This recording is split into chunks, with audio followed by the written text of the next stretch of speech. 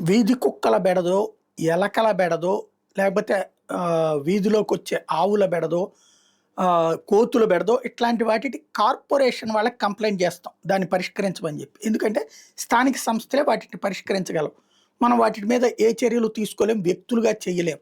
సమాజం మొత్తం కలిపి చేయడం కూడా అసాధ్యమైనటువంటి పని. అది ప్రభుత్వాలే చేయాలి, స్థానిక ప్రభుత్వాలే చేయాలి. కానీ అలా పరిష్కరించాల్సినటువంటి గుంటూరు నగరపాలక సంస్థ తానే ఎలకల బాధితురాలైంది. తాజాగా చూస్తే గుంటూరు కార్పొరేషన్ కార్యాలయంలో ఎలకలు ప్రధాన ఇబ్బందిగా మారిపోయినాయి. అక్కడ కీలక ఫైళ్లను కొరికేస్తున్నాయట. చివరికి కంప్యూటర్లు హార్డ్ డిస్కుల్ని కూడా వదిలిపెట్టడం లేదట. కార్యాలయంలో అనేక విభాగాలు ఇప్పుడు ఆ విధమైన నష్టం జరుగుతోంది. 10 లక్షల మంది జనాభా ఉన్నటువంటి ఇక్కడ 1500 కోట్ల వార్షిక బడ్జెట్ ఉండి ఎందుకు చేయలేకపోతున్నారు అంటూ ఇప్పుడు పత్రికలు రాసుకొస్తున్నాయి. కిటికీలకి మెష్లు ఏర్పాటు చేస్తే వాటిని కూడా ధ్వంసం చేసేస్తున్నాయట. కంప్యూటర్లు హార్డ్ డిస్క్లు వైర్లను పాడు చేస్తున్నాయట. పథకాల పేరుతో కరపత్రాలు ఇతర సామాగ్రిని పనికి రాకుండా చేసినటువంటి ప్రచార కరపత్రాలు ఇతర సామాగ్రిని కూడా ధ్వంసం చేసినటువంటి అనేకం ఉన్నాయి.